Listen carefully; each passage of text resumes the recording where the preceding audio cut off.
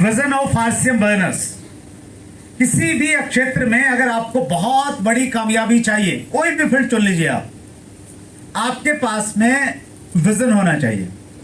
Vision को हिंदी में हम लोग कहते हैं दूरदृष्टि, और उड़िया में क्या बोलेंगे सर? दूरदृष्टि बोलेंगे। दूरदृष्टि, एक तो हमारी जो फिजिकल आईज हैं, इनकी दूरदृष्टि, इनकी दूरदृष्टि की एक सीमा है, लिमिटेशन है। जैसे मुझे सामने की दीवार दिख रही है और आपको सामने की दीवार दिख रही है, इसके पार तो नहीं देख सकते ना, आप नहीं देख सकते। आपकी आई साइट कितनी भी साफ क्यों ना हो, लेकिन इसके पार आप नहीं देख सकते। लेकिन एक दृष्टि होती है जिसको हम लोग अंतर्दृष्टि बोल सकते हैं, अंदर की दृष्टि। अगर आप अपनी अंदर की दृष्टि से देखें तो भविष्य में क्या होने वाला है आप उसको महसूस कर सकते हैं। जितने भी बड़े बिजनेसमैन हैं, हम सब लोग आजकल पानी पीते हैं, बिस्लेरी या कोई भी मिनरल वाटर पीते हैं हम लोग। तो पहली बार जब किसी आदमी के दिमाग में ये आइडिया आया, सोच के देखिए आप, शायद 50-60 साल पहले मिनरल वाटर बोतल्स में पैक होकर आने लगा था। तो जब किसी के दिमाग में ये आइडिया आया होगा तो लोगों ने उसको मालाएं पहनाई होगी कि क्या बात है यार, क्या आइडिया लेके आया है। हेलो, ऐसा बोला होगा क्या? लोगों ने उसको बोला होगा पागल हो गया है तू, पानी बेचेगा।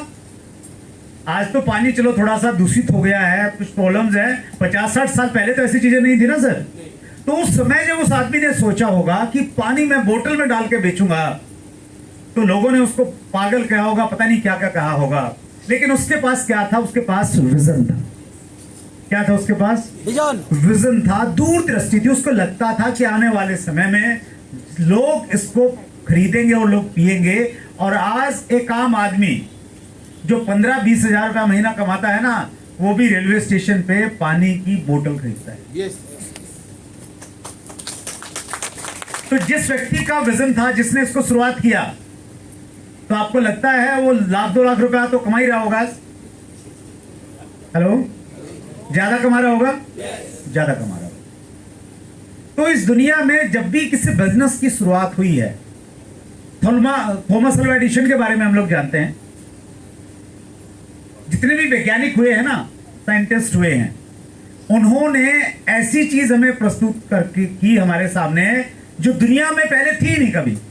तो उन्होंने बल्ब के बारे में सोचा, वो अंतर्दृष्टि थी, उनकी विजन था कि ऐसा कुछ बन सकता है।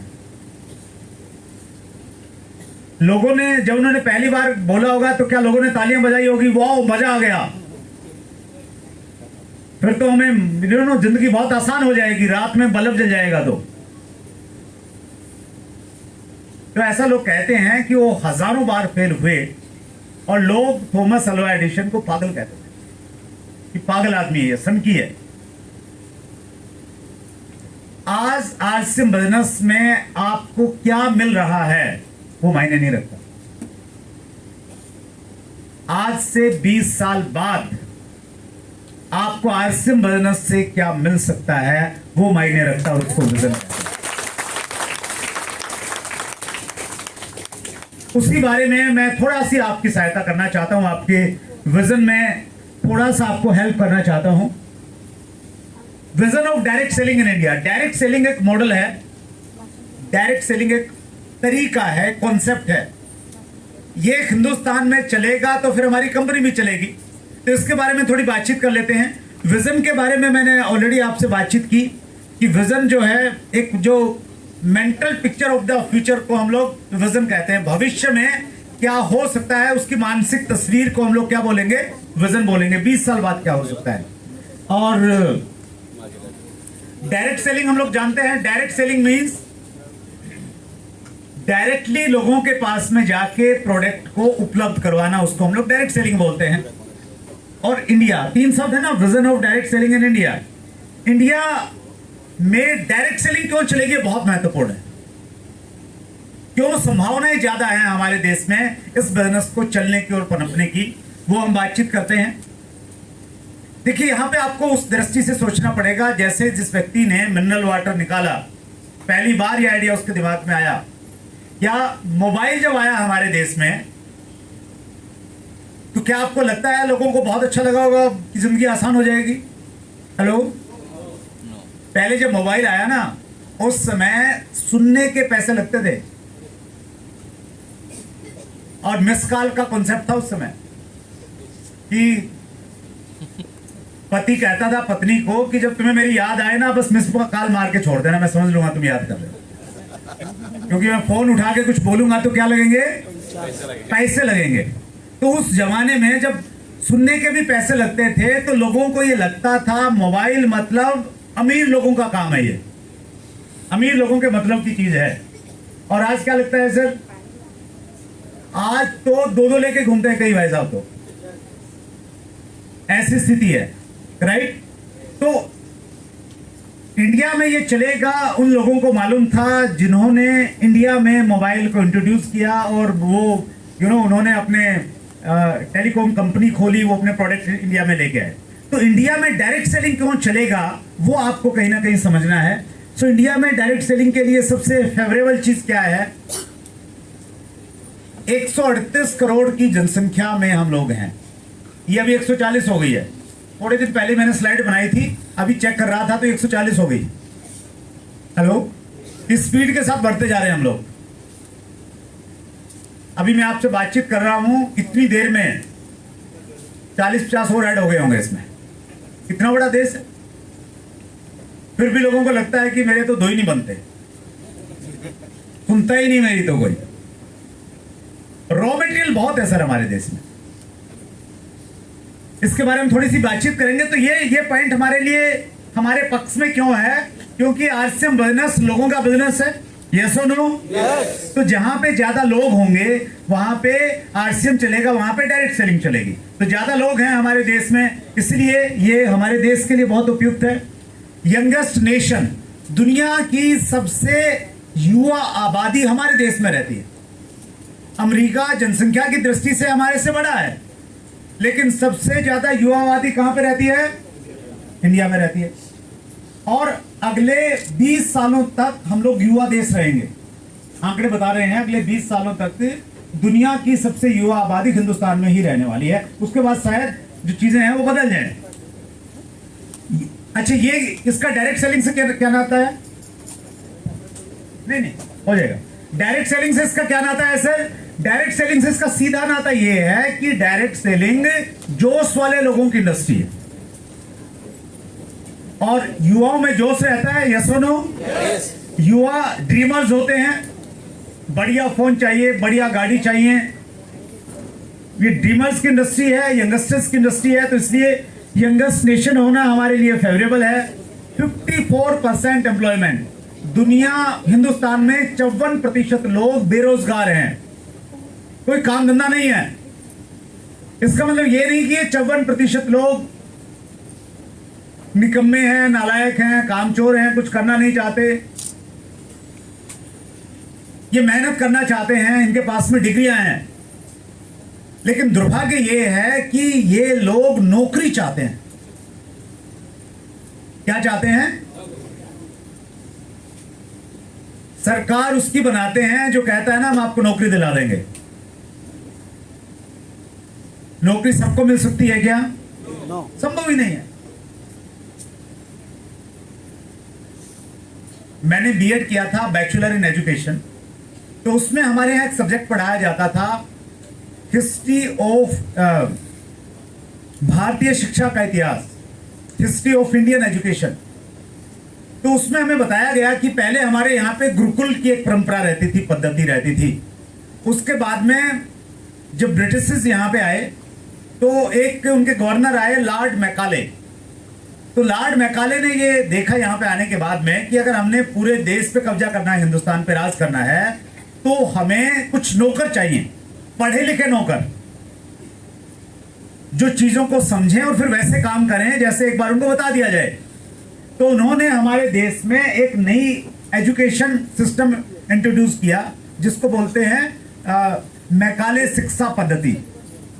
तो मैकाले शिक्षा पद्धति इसलिए बनाई गई थी ताकि लोगों की मानसिकता ऐसे तैयार करें कि वो पढ़ने के बाद में नौकरी चाहे, बस उसके माइंड को ऐसा डेवलप कर दें कि वो नौकरी चाहे।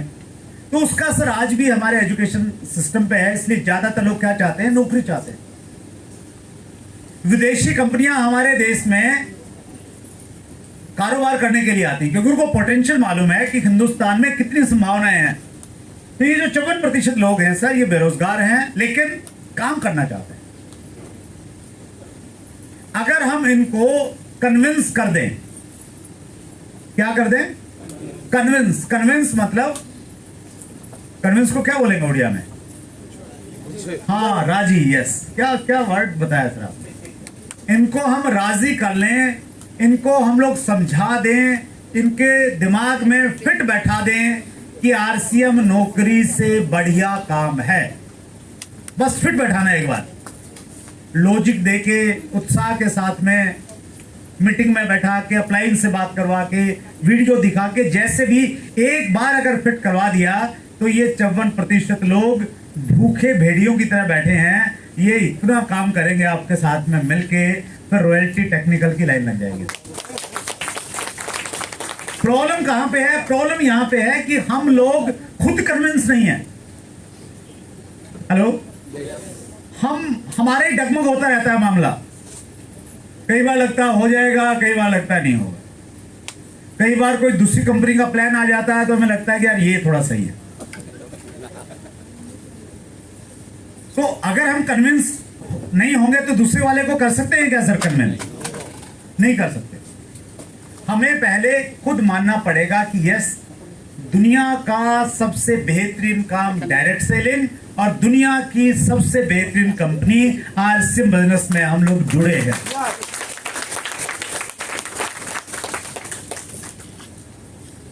किया जा सकता है सर? यस। सो अगर हम ऐसा कर पाए तो ये 54% लोग हमारे साथ में काम करने के लिए तैयार हैं। चौथा पॉइंट है मोस्ट सोशली बाउंड। हिंदुस्तान दुनिया का इकलौता ऐसा देश है जहां हम सामाजिक रूप से एक दूसरे से बहुत अच्छे से जुड़े हुए रहते हैं। अमेरिका और यूरोप में जहां 7 साल में शादियां टूट जाती हैं, वहां हम 7 साल तक वही पति पत्नी होंगे ऐसी कस्में खाते हैं। हेलो, शादी जब होती है, हमारे घरों पे कोई प्रोग्राम होता है तो हम 7 पीढ़ी की रिश्तेदारियों को बुलाते हैं, और एकाध को अगर नहीं बुलाएं तो नाराज हो जाते हैं। मजेदार बात यह है कि ये सिस्टम और ये कल्चर, ये परंपरा हिंदुस्तान में है, दूसरे देशों में नहीं है। ये डायरेक्ट सेलिंग के लिए क्यों फेवरेबल है? क्योंकि इसकी वजह से हमारी लिस्ट लंबी बन जाती है। रिश्तेदारी हो जाएंगे 400-500 तो आपकी लिस्ट में, राइट सर? तो ये हमारे लिए फेवरेबल है। नेक्स्ट पॉइंट है, बड़ा टेक्निकल सा पॉइंट है। Only $3009 million out of $1,79,300 million. पूरी दुनिया में डायरेक्ट सेलिंग का जो कारोबार है, उस कारोबार में हिंदुस्तान की जो अभी हिस्सेदारी है, अभी जो हमारा परसेंटेज है वो बहुत कम है, सिर्फ $3,000 मिलियन है। अगर हम जनसंख्या देखेंगे तो दुनिया की दूसरी सबसे बड़ी पॉपुलेशन हमारे देश में है, और पूरी दुनिया की 17% जनसंख्या हमारे देश में रहती है। हेलो, लेकिन अगर हम लोग ये देखें कि पूरी दुनिया में डायरेक्ट सेलिंग का जो कारोबार होता है, उसमें हमारी स्थिति बहुत पीछे है। इसमें डिटेल में थोड़ा हम लोग बातचीत करेंगे। हम विजन की बातचीत कर रहे हैं। विजन मतलब भविष्य, और अगर आपने भविष्य को देखना है तो पहले एक बार भूतकाल को देखना चाहिए। भूतकाल क्या रहा डायरेक्ट सेलिंग का? डायरेक्ट सेलिंग का हिस्ट्री बताता है कि डायरेक्ट सेलिंग की शुरुआत 1959 में अमेरिका से हुई। जब वहां पे डायरेक्ट सेलिंग शुरू हुआ तो बहुत सारी मनी सर्कुलेशन कंपनियां वहां पैदा हो गई, जैसे हमारे देश में पैदा हुई। जैसे हम परेशान हैं वैसे अमेरिका वाले परेशान हो गए। और 1979 में एफटीसी, फेडरल ट्रेड कमीशन ने डायरेक्ट सेलिंग बिजनेस में कुछ गाइडलाइंस दी, और यह माना कि डायरेक्ट सेलिंग एक लीगल बिजनेस है, एक वैध बिजनेस है, ऐसा माना। और 1979 के बाद में डायरेक्ट सेलिंग का कारोबार अमेरिका, यूरोप में फैलने लग गया। और 1990 के बाद में, 1990 के बाद में डायरेक्ट सेलिंग की शुरुआत हमारे देश में हुई। कुछ विदेशी कंपनियां इस कॉन्सेप्ट को हमारे देश में लेके आई, लेकिन जो विदेशी कंपनियां हमारे देश में डायरेक्ट सेलिंग लेके आई, उनके जो प्रोडक्ट थे उनके रेट इतने महंगे थे कि आम आदमी को यह लगा कि डायरेक्ट सेलिंग बिजनेस अमीर लोगों का बिजनेस है। डायरेक्ट सेलिंग को लेके पहली इमेज क्या बनी हमारे देश में सर, कि डायरेक्ट सेलिंग कैसे लोगों का बिजनेस है, अमीर लोगों का है। प्रोडक्ट बहुत महंगे थे। एक आदमी उस समय अगर 20 रुपए का टूथपेस्ट इस्तेमाल करता था 100 ग्राम का, तो जो मल्टीनेशनल कंपनी हमारे देश में ये कॉन्सेप्ट लेके आई, वो 100 रुपए का टूथपेस्ट देती थी। तो महंगा लगेगा ना सर, और आम आदमी उसको अफोर्ड नहीं कर पाता था। ये सोच बनी, लेकिन इस सोच को आरसीएम बिजनेस ने बदला, और आरसीएम बिजनेस ने ये कहा डायरेक्ट सेलिंग मतलब मार्केट से कम रेट के प्रोडक्ट बहुत बेटर क्वालिटी में उपलब्ध करवाना। करवा रहे ना हम सब लोग मिलके? यस। कुछ मैं अपडेट आपको देना चाहता हूं डायरेक्ट सेलिंग का, क्योंकि मैं DSWA direct selling distributor welfare association से जुड़ा हुआ हूं। DSWA का फाउंडर प्रेसिडेंट जब मैं रहा तो हमने पूरे देश में कार्यक्रम करे, और हमारी एक डिमांड रहती थी कि डायरेक्ट सेलिंग के ऊपर में कानून बनना चाहिए, डायरेक्ट सेलिंग के ऊपर में गाइडलाइन आनी चाहिए। और बहुत प्रयासों के बाद में हमारी बात को सरकार ने माना, और डायरेक्ट सेलिंग के ऊपर में गाइडलाइंस आई। अभी रूल्स आ गए हैं 28 दिसंबर 2021 को। चीजें हमारे फेवर में होती जा रही हैं। KPMG और फिक्की की अगर आप रिपोर्ट देखेंगे, वो रिपोर्ट ये कहती है, बहुत डीप स्टडी उन्होंने की इंडियन डायरेक्ट सेलिंग पे, और उन्होंने कहा कि हिंदुस्तान में डायरेक्ट सेलिंग का बहुत ज्यादा स्कोप है। हेलो, इसको हिंदुस्तान की तेजी से बढ़ती हुई इंडस्ट्री माना KPMG मतलब दुनिया की बहुत बड़ी एक फर्म है, और फिक्की हमारे देश की एक बहुत बड़ी बिजनेस ऑर्गेनाइजेशन है, एसोसिएशन है। तो ये भी कह रहे हैं कि डायरेक्ट सेलिंग बहुत अच्छा है, चलेगा हिंदुस्तान में। लेकिन इन सब के बावजूद भी कुछ लोग अभी भी इंतजार कर रहे हैं। या तो ये सोच रहे हैं कि किसी दिन प्रधानमंत्री नरेंद्र मोदी उनको फोन करेंगे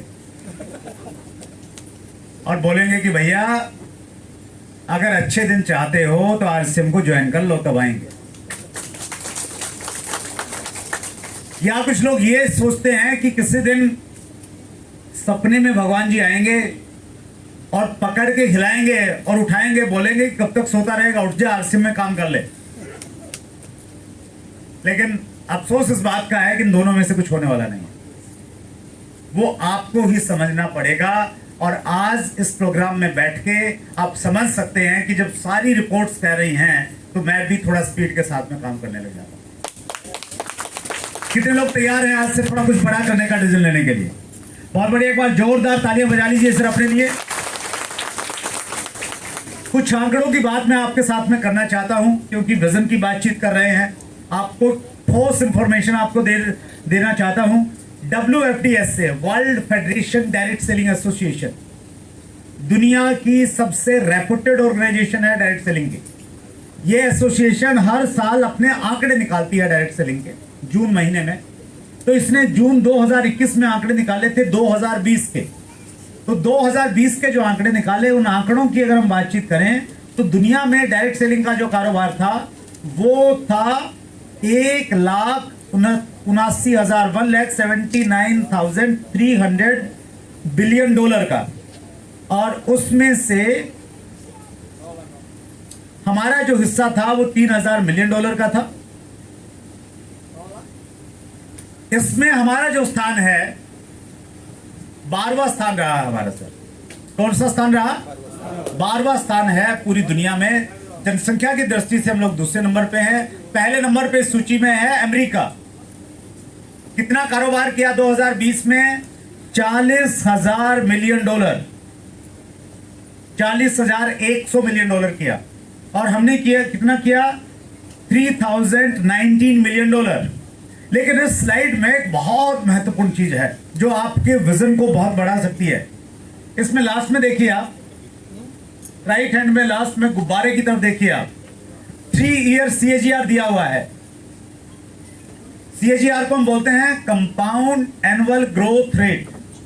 पिछले 3 साल के टर्नओवर को अगर हम कंपाउंड करके देखें, उसका रेट निकालें, तो आप देखिएगा अमेरिका का जो रेट था वो था 4.7% अप, और 12वें नंबर पे आप आके इंडिया का देखेंगे तो इंडिया का था 17.6%। और इस पूरी सूची में सबसे ज्यादा CAGR किसी देश का था तो वो हमारे हिंदुस्तान का।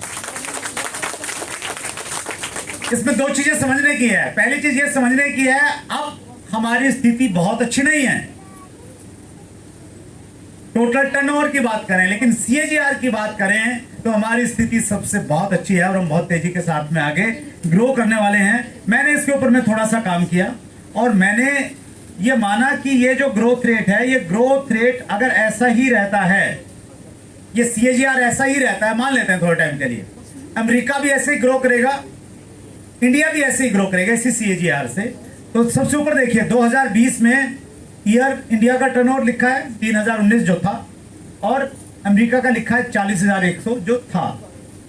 2021 में हमने माना यूएस ने ग्रो किया 4.7% से, तो वो बढ़ के कितना हो गया 41,984, 41,984। इंडिया कितना हो गया 3,550, अमेरिका के मुकाबले बहुत कम। फिर 2022 में फिर होगा, फिर आते आते क्या होगा, जब हम 2043 में पहुंचेंगे 2043, USA turnover will be 1,15,323 billion dollar and India's turnover will be 1,25,669, यानी 2043 में दुनिया में सबसे ज्यादा कारोबार करने वाले हम लोग बन जाएंगे। अमेरिका आज हमारे से लगभग 15 गुना ज्यादा है। हेलो, 2043 में इस आंकड़े के अनुसार हम लोग दुनिया में सबसे ऊपर बन जाएंगे। अब आपको आंकड़े ये समझ में नहीं आएंगे, ये मिलियन क्या, ये डॉलर क्या, कुछ समझ में नहीं आता है। एक चीज समझ लीजिए, आप आपकी आसान भाषा में समझा देता हूं आपको। चैट विद सुरेंद्र वत्स कितने लोग देखते हैं? तो बाकी लोगों की तो कृपा वहीं पर अटकी हुई है। चैट विद सुरेंद्र वत्स नहीं देखते आप तो कैसे बात बनेगी सर, कैसे आपको इंडस्ट्री की जानकारी मिलेगी? तो चैट विद सुरेंद्र वत्स एक यूट्यूब चैनल है। कितने लोग देखते, कितने लोग हैं? तो कैसा लगता है आपको? कुछ फायदा हो रहा है? राइट। तो चैट विद सुरेंद्र वत्स एक यूट्यूब चैनल है, उसको देखिए आप। हर मंगलवार को रात 8 बजे हम एक नया एपिसोड लेके आते हैं, और अब तक कितने एपिसोड हो गए, कोई बताएगा? वाह, क्या बात, तालियां बजाइए मैडम के लिए, बहुत जोरदार। 168 हमारे एपिसोड अब तक हो चुके हैं। और राइट, तो एपिसोड नंबर 91 में हमने बुलाया था रीमा वृद्धि जी को। वो पूरा इंटरव्यू देखिएगा, आपको स्पेशली वुमेन्स के लिए बहुत इंस्पायरिंग है वो। रीमा वृद्धि जी की स्टोरी ये है कि वो लंदन में बैंक में नौकरी करती थी, बहुत अच्छा लाइफस्टाइल था उनका। तो उनको लंदन में डायरेक्ट सेलिंग के बारे में मालूम चला, किसी ने बताया कि भाई ऐसा ऐसा बिजनेस होता है। तो उनका विजन था कि जब लंदन में थोड़े से लोगों में ये काम चल सकता है तो इंडिया में तो कमाल हो सकता है। तो उनका निर्णय देखिए, उन्होंने बैंक की नौकरी को रिजाइन किया और वहां सेटल थी अपनी फैमिली के साथ में। वहां से सबको लेकर वो वापस इंडिया में आए, उन्होंने इंडिया में आके काम करना शुरू किया डायरेक्ट सेलिंग। तो मैंने रीमा वृद्धि जी से एक प्रश्न पूछा, इंटरव्यू में वो प्रश्न आपको मिलेगा। मैंने उनसे पूछा कि मैम, हमने सुना है अमेरिका में और यूरोप में लोग बहुत पैसा कमाते हैं, क्या सही बात है? तो उन्होंने कहा कि लंदन में जो लोग डायरेक्ट सेलिंग में काम करते हैं, उनको जब अपनी ग्रुप की मीटिंग करनी होती है तो वो 5 स्टार होटल में उनको नहीं बुलाते, वो अपने पर्सनल प्राइवेट जेट में उनको बुलाते हैं और 30,000 फीट की ऊंचाई पे जाके डिस्कस करते हैं अगले महीने कितने डायमंड क्लब शुरू करवाने हैं। हेलो, ये अमेरिका, सॉरी लंदन की बात कर रहा हूं मैं, जहां थोड़ी सी जनसंख्या है, आपके उड़ीसा से थोड़ी बहुत ज्यादा होगी बस। तो जब हमारा टर्नओवर $1,15,000 मिलियन का हो जाएगा, उस समय आप सोच के देखिए कितने सारी गाड़ियां और कितने सारे प्लेन आरसीएम डिस्ट्रीब्यूटर्स के पास में आपको देखने को मिलेंगे। तो अब आप दो काम कर सकते हैं, या तो आप एक काम करें कि 2043 तक इंतजार करें। हेलो, क्या करें? इंतजार करें। अभी नहीं करेंगे सर। कब करेंगे? 2043 में करेंगे, जब अंशुमान जी के पास में लंबी लंबी गाड़ियां, हवाई जहाज वगैरह कुछ आ जाएगा ना, तब सोचेंगे। एक विकल्प ये हो सकता है, और दूसरा विकल्प ये हो सकता है कि आज से आप और ज्यादा मेहनत करें और 2043 में लोग आपकी लंबी गाड़ी को देख के बिजनेस ज्वाइन करें। तो दोनों विकल्प आपके पास में है और दोनों तरह के लोग आज यहां पे बैठे हैं। लेकिन ये समय बताएगा पहली कैटेगरी में कौन है, दूसरी में कौन है। तो इसीलिए RCM is great opportunity, grab it. Grab कहते हैं मजबूती से पकड़ने को। इसको मजबूती के साथ में पकड़ लीजिए आप, और इसलिए पकड़ लीजिए क्योंकि दुनिया की सबसे अच्छी कंपनी में है आप। क्यों है सबसे अच्छी कंपनी में? हमारी कंपनी बेस्ट क्यों है? लॉजिक्स के साथ बात करते हैं थोड़ा। हमारी जो सबसे बड़ी ताकत है वो है हमारे प्रोडक्ट। क्या है सर? हमारे प्रोडक्ट। हमारे प्रोडक्ट्स में दो चीजों का कॉम्बिनेशन है, रीजनेबल रेट्स है और क्वालिटी प्रोडक्ट है। रीजनेबल रेट्स हैं और क्वालिटी प्रोडक्ट्स हैं। हिंदुस्तान में किसी भी डायरेक्ट सेलिंग कंपनी को आप देख लीजिएगा और कंपेयर कीजिएगा थोड़ा, प्रोडक्ट को बाजू में रख के आपका कॉन्फिडेंस कई गुना बढ़ जाएगा। और डायरेक्ट सेलिंग इंडस्ट्री में पैसा जो आता है वो प्रोडक्ट के सेल होने से आता है। Hello, yes. मैंने आपको बताया कि 1990 में कुछ विदेशी कंपनियां जब हमारे देश में आई, उन्होंने ऐसे प्रोडक्ट हमारे देश में लोगों को दिए, लोगों को लगा कि ये अमीरों का काम है। और जैसे लॉर्ड मैकाले की शिक्षा पद्धति का असर था, आज भी हमारे देश की बहुत सारी कंपनियों पे उन विदेशी कंपनियों का प्रभाव है। लेकिन आरसीएम बिजनेस ने एक नई परंपरा शुरू की, जहां पे ये बताया कि आप टाटा नमक से बेहतरीन क्वालिटी का नमक और टाटा से सस्ते दामों पे आरसीएम बिजनेस में ले सकते हैं। आरसीएम बिजनेस ने बताया कि जो प्रोटीन और विटामिन महंगे दामों पे मिलते थे, अमीर लोग ही जिसको खा सकते थे, वो न्यूट्रीचार्ज और आरसीएम ने मिलके इस रेट में उपलब्ध करवा दिया कि गांव में रहने वाला आदमी उनका इस्तेमाल कर सकता है और अपनी लंबी और स्वस्थ जिंदगी जी सकता है। कितने लोग हैं जो न्यूट्रीचार्ज के प्रोडक्ट का इस्तेमाल करते हैं?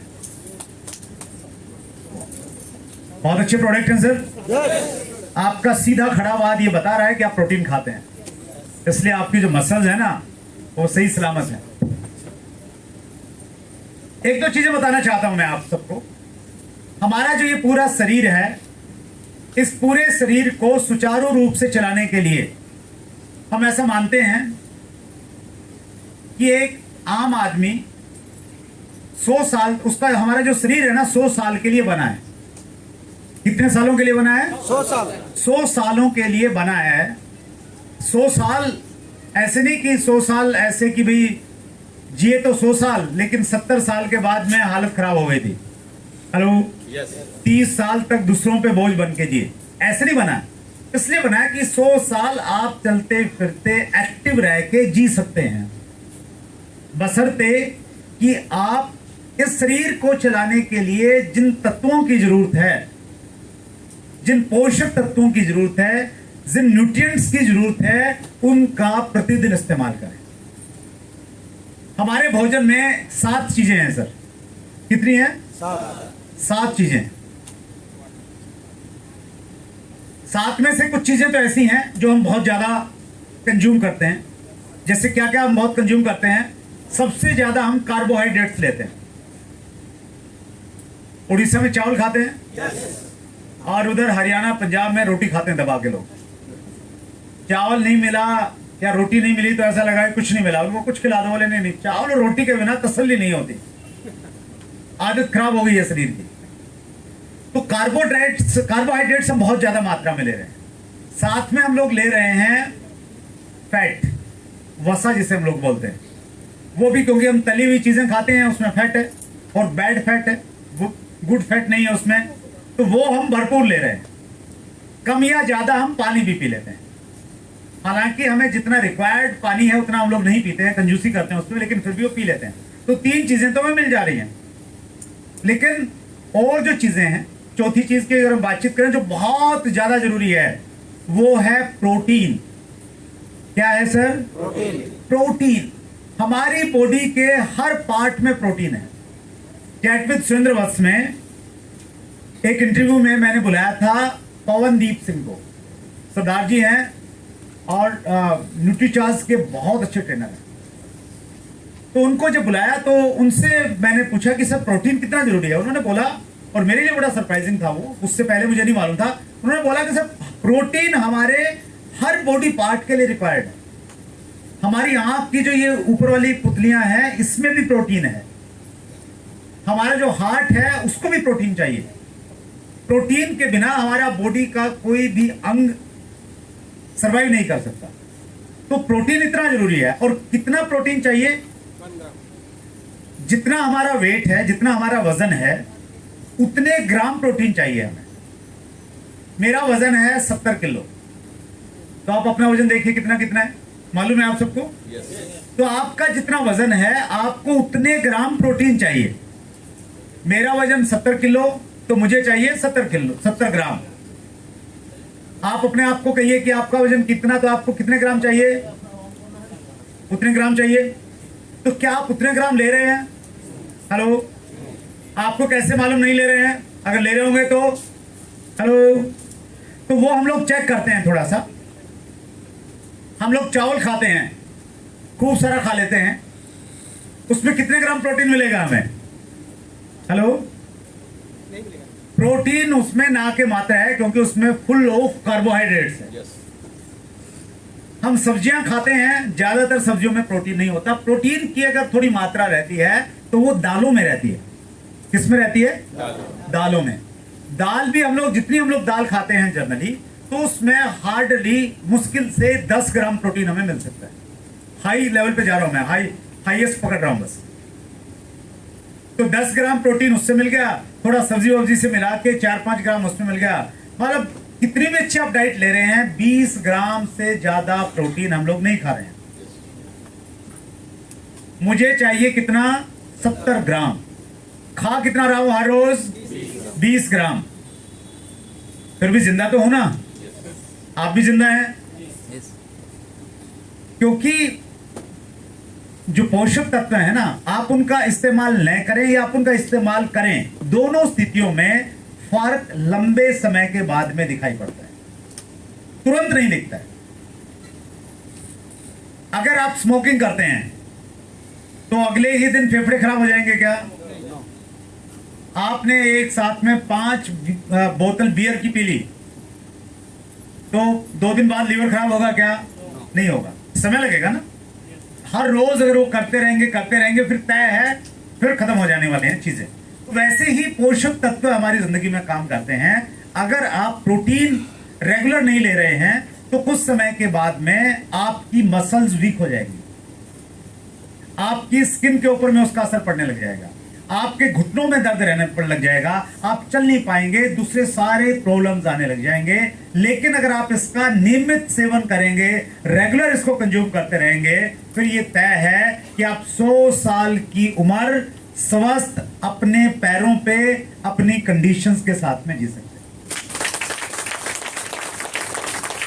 कितने लोग जीना चाहते हैं स्वस्थ 100 साल?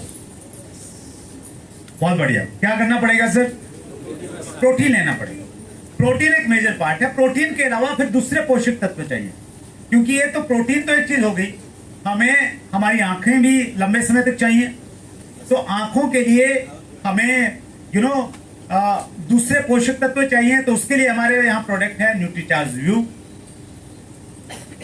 हमें हमारी स्किन थोड़ी अच्छी करनी है, हमारे हार्ट को थोड़ा मजबूत रखना है, तो उसके लिए हमारे यहाँ प्रोडक्ट है न्यूट्रीचार्ज वेज ओमेगा। तो हर एक चीज के लिए हमारे पास में बहुत सारे प्रोडक्ट हैं और एक कॉमन प्रोडक्ट है। आपको ये लगे कि यार ये सारी चीजें मेरी समझ में नहीं आ रही हैं, तो उसके लिए हमारे यहाँ पे सिंपल है, और कुछ आप ज्यादा नहीं कर सकते। तो हर रोज अगर आप मैन हैं, पुरुष हैं, तो न्यूट्रीचार्ज मैन की एक टैबलेट ले लीजिए जिसमें आपको 30 से ज्यादा पोषक तत्व मिलते हैं। और आप न्यूट्रीचार्ज वुमेन हैं तो आपका वुमेन का चूंकि ब्यूटी का कंसर्न रहता है, तो इसलिए उसमें न्यूट्रिएंट्स ज्यादा डाले गए हैं, 50 के लगभग उसमें न्यूट्रिएंट्स हैं। आप एक न्यूट्रीचार्ज वुमेन लीजिए और साथ में प्रोटीन का एक स्कूप ले लीजिए, तो 100 साल स्वस्थ जिंदगी जीने की संभावनाएं आपने पूरी तरह से तैयार कर ली। अच्छा, ये 100 साल की जिंदगी आप ही अच्छी जिए या दूसरों को भी, जो दोस्त हैं उनको भी तो चाहिए ना, वो भी तो चाहिए ना आपको, तो वो भी चाहिए, तो फिर उनको भी करना पड़ेगा ना सर। तो इसलिए हमारी जो सबसे बड़ी ताकत है ना, वो हमारे प्रोडक्ट है। ये मैंने छोटी सी न्यूट्रीचार्ज के बारे में बातचीत की। मैं हेल्थ गार्ड ऑयल जो हमारा है, कुकिंग ऑयल, उसके बारे में बातचीत करूंगा तो उसके बहुत सारे फायदे। फूड प्रोडक्ट स्पेशली अद्भुत हैं हमारे पास में, उनके असर दिखते हैं। तो ये एक ऐसी चीज है जो आज से बिजनेस को दूसरी कंपनियों से बेहतर बनाती है। प्रोडक्ट सेगमेंट में हम जाएं तो बहुत सारी रेंज है हमारे पास में, उसके बारे में बहुत डिटेल में मैं नहीं जा रहा, मैं दूसरे पॉइंट पे आता हूं। और जो दूसरी हमारी ताकत है वो है ह्यूज इंफ्रास्ट्रक्चर। इंफ्रास्ट्रक्चर मतलब ढांचा। अच्छे प्रोडक्ट और सस्ते प्रोडक्ट इसलिए मिलते हैं क्योंकि कंपनी के पास में कुछ ऐसी चीजें हैं जो दूसरी कंपनियों के पास में नहीं है। हमारा डिस्ट्रीब्यूशन नेटवर्क बहुत स्ट्रॉन्ग है, हमारे पास में अपने खुद के मैन्युफैक्चरिंग प्लांट्स हैं, हमारे खुद के अपने डिपो हैं, हमारे 10,000 से ज्यादा हमारे सेंटर्स हैं। तो कुछ फोटोग्राफ्स आपके पास में हैं। और हमारे लोकल होस्ट भुवनेश्वर के अशोक जी ने बहुत शानदार एक प्रेजेंटेशन तैयार किया, नीचे मैंने उसको देखा, बेहतरीन है वो अगर आपके पास में नहीं है तो मुझे ऐसा लगता है होना चाहिए, जिसमें बहुत सारी चीजें जो मैं आपको बता रहा हूँ मार्केटिंग प्लान से रिलेटेड वो आपको देखने को मिल जाएंगी। रिसर्च एंड डेवलपमेंट की लैब्स हैं हमारे पास में। सो ये सारी की सारी चीजें, जो इंफ्रास्ट्रक्चर इतना बड़ा है, ये इतना बड़ा इसलिए बन पाया क्योंकि एक विजनरी फाउंडर हमारे साथ में है, रेस्पेक्टेड टीसी चावड़ा जी। कितने लोग मिले हैं टीसी चावड़ा सर से रूबरू? बहुत सारे लोग मिले हैं और आप सबके पास में एक मौका है उनसे रूबरू मिलने का। बस आपको इतना करना है कि आप हर महीने 5,000 बिजनेस वॉल्यूम का प्रोडक्ट परचेज कीजिए। कितना? 5,000 बिजनेस वॉल्यूम का मतलब हो गया लगभग 10,000 रुपए। मैक्सिमम आपके घर में कंज्यूम हो जाएगा, कुछ आप रिटेल कर सकते हैं। अगर आपने लगातार 12 महीने तक नियम के साथ में इसको किया तो आपको मौका मिलेगा भीलवाड़ा जाने का। आरसीएम वर्ल्ड जो एक आधुनिक जमाने का मंदिर मस्जिद बन गया है, तो जिसमें जाके लोगों को बहुत अच्छा फील आता है। और 2 दिन आप टीसी चावड़ा जी के साथ में रहने वाले हैं, 2 डेज उनको सुनने वाले हैं, उनके साथ में गाला डिनर करने वाले हैं। कंपनी आपको एक पिन देगी जिसके ऊपर में लिखा होगा डायमंड क्लब, तो वो सारा का सारा आपको कहीं ना कहीं मिलने वाला है, राइट। तो टीसी चावड़ा जी एक अलग सोच के साथ में आरसीएम बिजनेस को कर रहे हैं, एक अलग तरह का विजन है देश के प्रति। तो वो हमारी स्ट्रेंथ है जो आपको दूसरी जगह कहीं देखने को नहीं मिलेगी। हमारी जो चौथी ताकत है वो है हमारा एक्सपीरियंस। ट्रेडिशनल मार्केटिंग में आरसीएम बिजनेस 1977 से है, 43 साल से ज्यादा का हमारा एक्सपीरियंस है डायरेक्ट सेलिंग में, ट्रेडिशनल मार्केटिंग का। ट्रेडिशनल मार्केटिंग मतलब ट्रेडिशनल तरीके से सामान को बेचना। और 2000 में कंपनी स्टार्ट हुई थी, तो 20 साल से ज्यादा का एक्सपीरियंस है डायरेक्ट सेलिंग का। तो ये एक्सपीरियंस क्या करता है? ये एक्सपीरियंस आपको रिच बनाता है। उतार चढ़ाव से गुजरने के बाद अब और ज्यादा मजबूत बन जाते हैं। तो एक्सपीरियंस हमारे पास में है। 5वीं हमारी ताकत है मार्केटिंग प्लान हमारा। जिस तरीके से आपको पैसा डिस्ट्रीब्यूट किया जाता है ये गाइडलाइन के अनुसार है पूरी तरह से, जो गवर्नमेंट की गाइडलाइंस है। और इसकी खास बात ये है कि ये मार्केटिंग प्लान एक नए व्यक्ति को ये ताकत देता है कि वो आज ज्वाइन करके, आज 17 अप्रैल 2022 को ज्वाइन करके वो चाहे तो भुवनेश्वर का सबसे बड़ा अचीवर अगले कुछ सालों में बन सकता है। हेलो, बनना चाहेंगे आप? तो ये प्लान की ताकत है। छठी जो हमारी स्ट्रेंथ है वो है unique education system. Direct sellers में से जो कोर लीडर्स बनते हैं वो इस यूनिक एजुकेशन सिस्टम को चलाते हैं। और यूनिक एजुकेशन सिस्टम में एक हमारी कार्यकारिणी होती है जो हर 3 साल के बाद में बदल जाती है। हमारे पहले जो प्रेसिडेंट थे यूनिक एजुकेशन सिस्टम के वो मुकेश कोठारी जी थे, 3 साल तक वो रहे। और अभी इसी महीने में एक बहुत शानदार पर्सनैलिटी को लीडरशिप मिली है यूनिक एजुकेशन सिस्टम की, और आप उनको बहुत प्यार करते हैं, प्रहलाद राय जी मेघवंशी, जो हमारे यूनिक एजुकेशन सिस्टम के अभी नए प्रेसिडेंट बने हैं। और उनके मार्गदर्शन में और उसको आगे की ऊंचाइयों पे लेके जाएंगे। तो ये जो 6 चीजें हैं, ये 6 चीजें चीख चीख के और चिल्ला चिल्ला के ये कहती हैं, नॉर्थ और साउथ, ईस्ट और west, RCM is the, RCM is the, हम लोग बेस्ट हैं, क्योंकि ये 6 चीजें हमारे पास में है, दूसरे लोगों के पास में नहीं है। तो अब आपको करना क्या है सर? देखिए, अब तक हमने क्या बातचीत की है? अब तक हमने बात ये किया है कि आने वाला जो समय है वो डायरेक्ट सेलिंग का है। यस और नो? यस। पूरी दुनिया में डायरेक्ट सेलिंग चल रहा है। हमारे देश में अभी तक ज्यादा नहीं था, गवर्नमेंट के नियम कानून नहीं थे, अब डायरेक्ट सेलिंग के ऊपर में रूल्स आ गए हैं, तो ये हमारे देश में चलेगा। उसके बाद में हिंदुस्तान की सबसे अच्छी कंपनी के साथ में हम लोग जुड़े हुए, राइट? तो अब आगे क्या करना है? अब हमने आगे बढ़ने के लिए सिस्टम के साथ काम करना है। किसके साथ काम करना है? सिस्टम के साथ। सिस्टम के साथ में काम करना है, वर्क विद सिस्टम। तो सिस्टम तो ये कहता है कि हम सिर्फ काम नहीं करेंगे, अपितु हम लोग तरीके से काम करेंगे। और तरीका क्या कहता है? शुरुआत में हर व्यक्ति ने नेटवर्क बनाना होता है। क्या बनाना होता है सर? बड़ा पैसा लाने के लिए आपके पास में टीम होनी चाहिए ना सर? आरसीएम के पास में, हमारे पास में लगभग 500 प्रोडक्ट हैं। कितने प्रोडक्ट? 500। आपकी टीम में आदमी है 2। कितने आदमी? 2। तो कितना बड़ा बिजनेस हो सकता है आपका? वो 2 ही परचेज करने वाले, तीसरे आप परचेज करने वाले, तो कितना बड़ा हो जाएगा? 8-10 हजार मैक्सिमम। 10 करोड़ तो नहीं होगा ना सर? तो 10 करोड़ करने के लिए क्या करना पड़ेगा? आपको अपने नेटवर्क को बढ़ाना पड़ेगा, अपनी टीम को बढ़ाना पड़ेगा। तो टीम बढ़ाने के लिए आपको क्या करना है? आपने सिर्फ एक चीज याद रखनी है, 6 बेसिक करना है। क्या करना है? 6 बेसिक। एक बार जोर से बोलिए, क्या करना है सर? हाथ ऊपर उठा के बोलिए ताकि याद रहे। क्या करना है? क्या करना है सर? 6 बेसिक करना है। 6 बेसिक मतलब ऐसे बुनियादी काम, बेसिक। कोई भी काम कीजिए आप दुनिया में, अगर आपने बेसिक्स नहीं किए तो आप उसमें मजबूत नहीं हो सकते हैं। अगर आपको अच्छा खिलाड़ी बनना है, क्या बनना है? अच्छा खिलाड़ी बनना है, तो आपके बेसिक स्ट्रॉन्ग होने चाहिए। आपने अच्छा गायक बनना है, सिंगर बनना है अच्छा, तो सिंगिंग के जो बेसिक्स हैं, सारे गामा पाधा निसा, उसमें मास्टरी होनी चाहिए। आप उसके बिना बन जाएंगे क्या? नहीं बन पाएंगे। सो ठीक इसी प्रकार से अगर आपको आरसीएम बिजनेस में डायमंड बनना है, आपने हाथ खड़ा किया था डायमंड बनने के लिए, इरादा है अभी या बदल दिया? कितने लोगों का इरादा है डायमंड बनने का?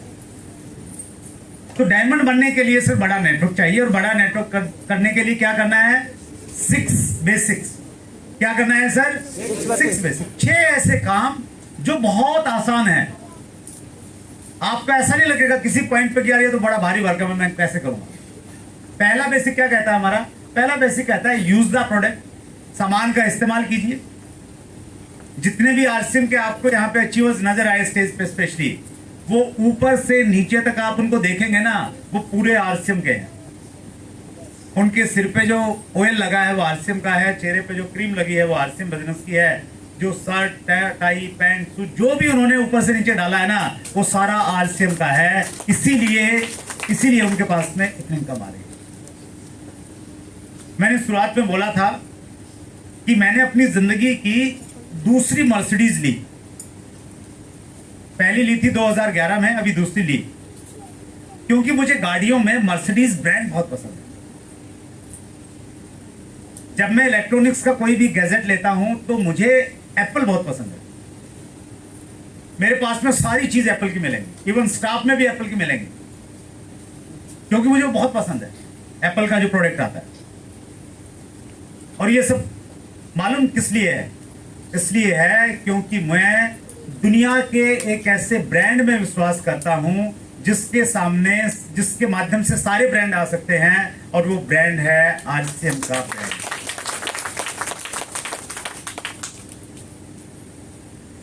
100% प्रोडक्ट यूजर बनाया जा सकता है सर। यस। कितना सा काम है ये? इजी है? पड़ोसी से एनओसी लेनी पड़ेगी?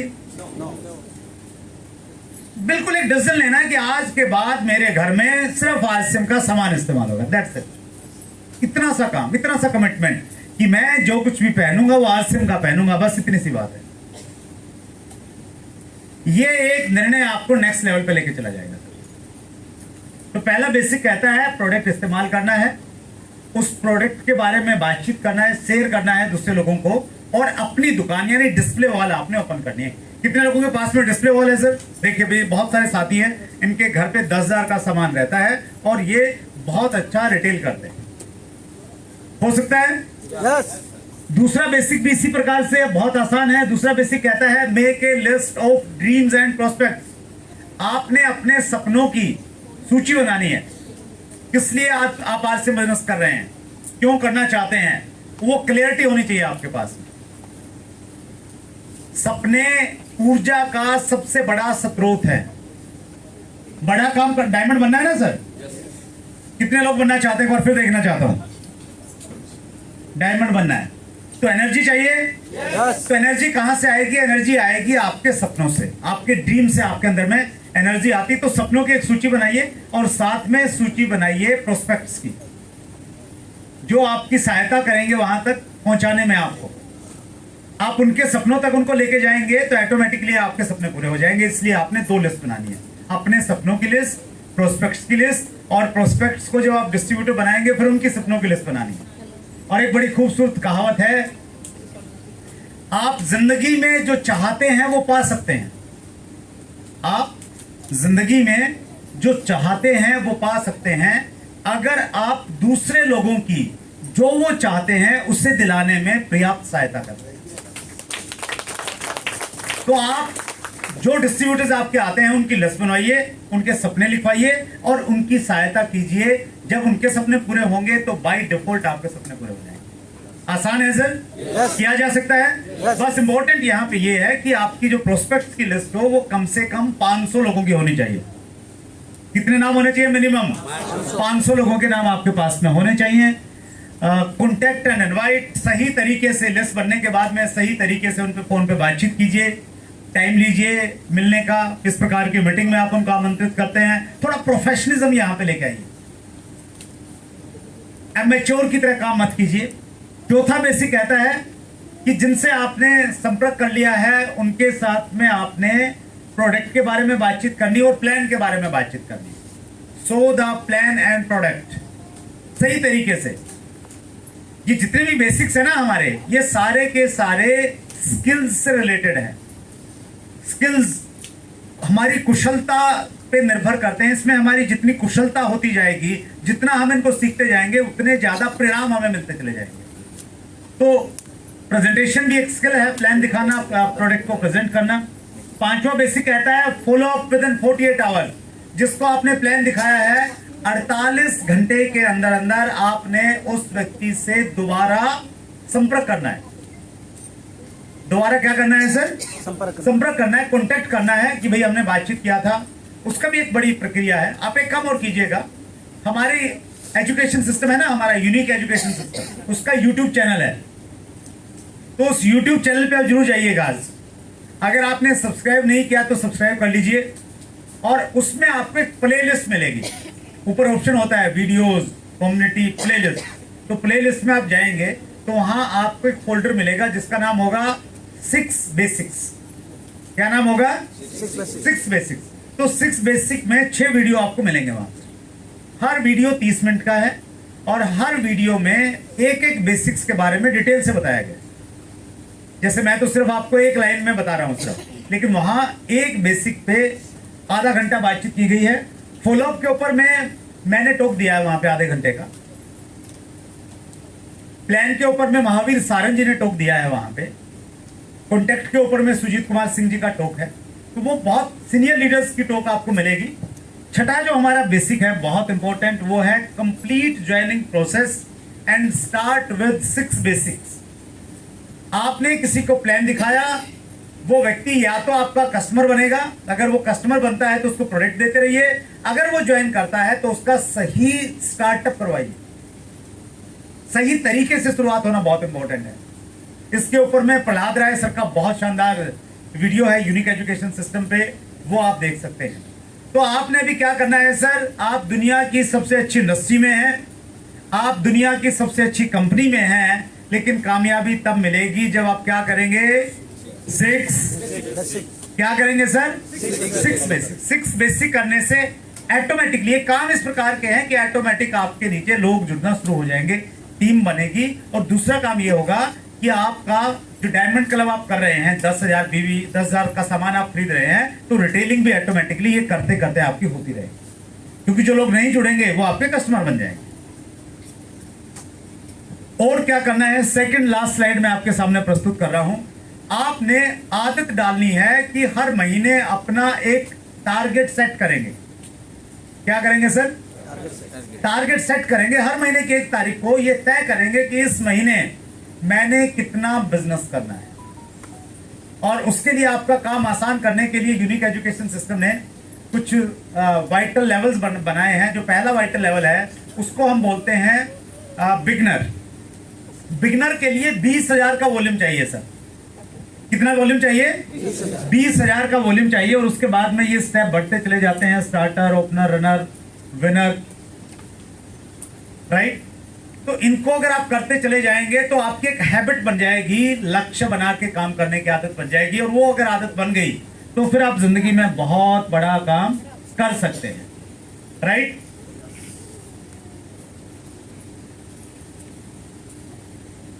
कितने लोग हैं जो डायमंड बनना चाहते हैं?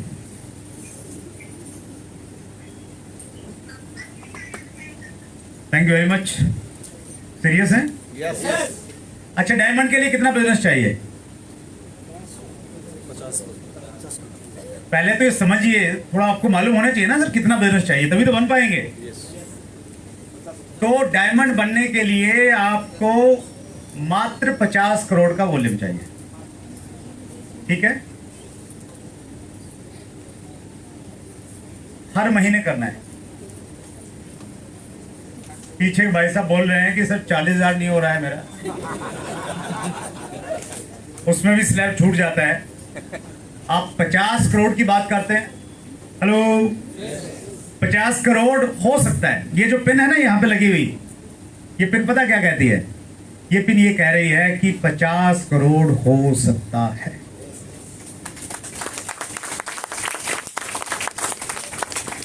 मानव इतिहास ये कहता है कि कोई भी काम जब एक आदमी कर सकता है ना, तो फिर बहुत सारे लोग कर सकते हैं। माउंट एवरेस्ट दुनिया की सबसे ऊंची चोटी है। लोग ऐसा मानते थे कि उस पर कोई जा ही नहीं सकता, और एक बार चला गया तो आ नहीं सकता।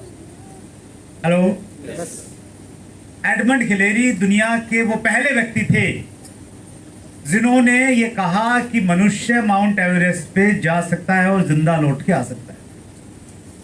एक आदमी ने एक बार वो कारनामा करके दिखा दिया, उसके बाद में लाइन लग गई। हेलो, हजारों लोग हैं जो माउंट एवरेस्ट पे जाके आ चुके हैं, क्योंकि एक आदमी जा सकता है तो फिर और लोग भी जा सकते हैं। ये 19वीं सदी की बात है। उस समय खेलों में दौड़ बहुत ज्यादा प्रचलित थी। ज्यादा गेम होते नहीं थे तो दौड़ते थे लोग, उसकी प्रतियोगिताएं होती थी गांव में। तो उस समय 1 मील की दूरी लोग पहले 5 मिनट में पूरी करते थे, फिर 5 मिनट से थोड़ा कम समय में पूरी करने लगे। लेकिन कोई भी आदमी ऐसा नहीं था जो 4 मिनट से कम में 1 मील की दूरी तय करे दौड़ के। लेकिन कुछ लोग बोले कि नहीं करेंगे, हम लोग करेंगे। तो बहुत सारे लोगों ने कोशिश की तो नहीं हो पाया।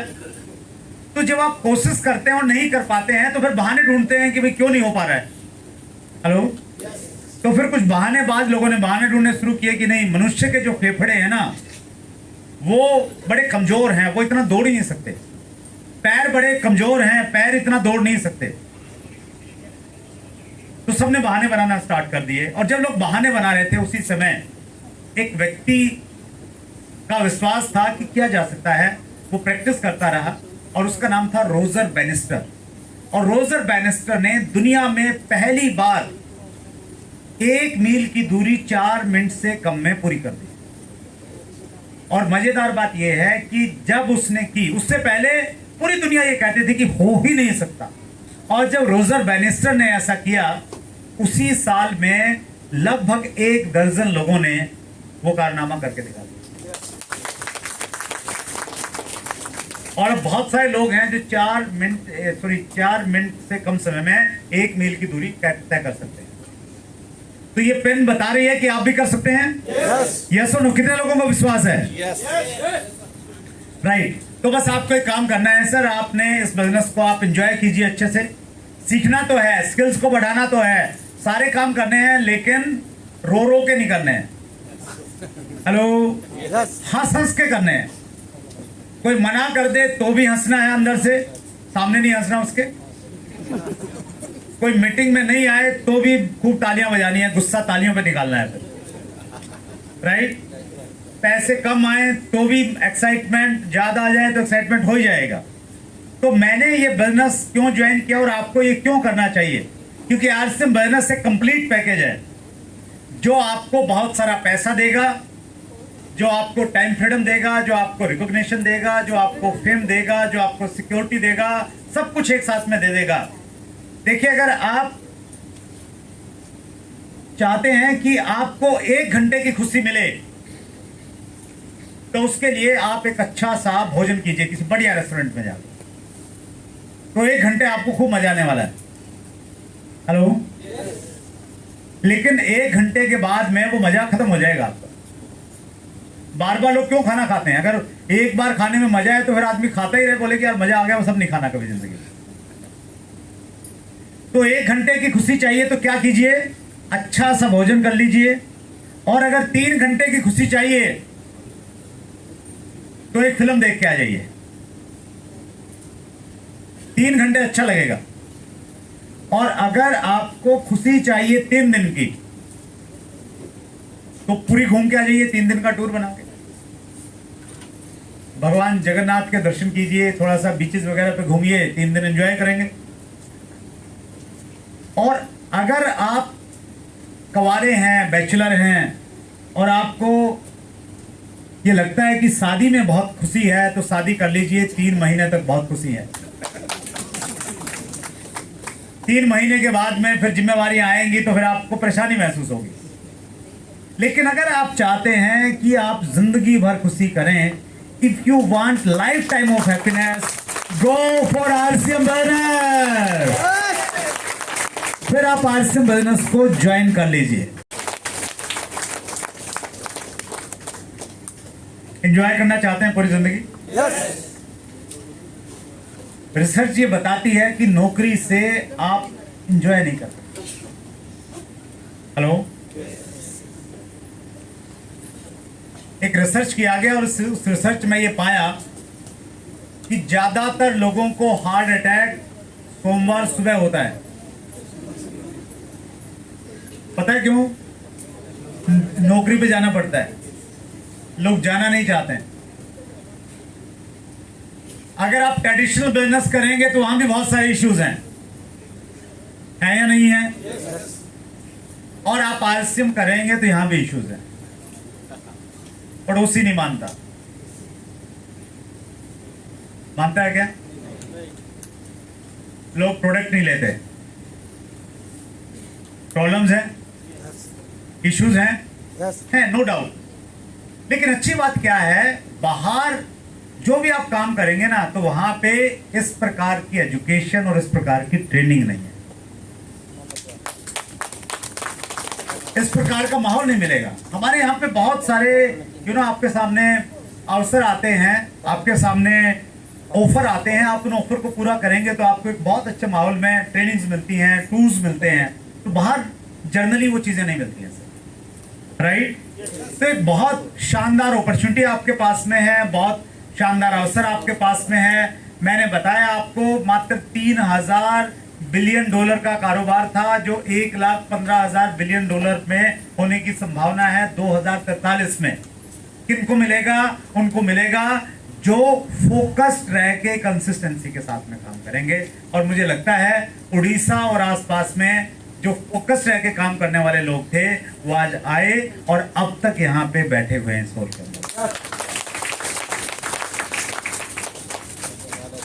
लॉकडाउन के बाद में संभवतः ये अंशुमान जी मेरी पहली मीटिंग है इस प्रकार की, तो इस दृष्टि से ये मीटिंग मुझे बहुत लंबे समय तक याद रहेगी, क्योंकि लॉकडाउन से जस्ट पहले की मेरी लास्ट मीटिंग थी अमृतसर में 15 मार्च 2020 ना, तो वो मेरी लास्ट मीटिंग थी। तो ऐसे ही मुझे याद रहेगी कि लॉकडाउन के बाद में जो पहली बड़ी मीटिंग थी वो थी 17 अप्रैल 2022 IMA हॉल भुवनेश्वर।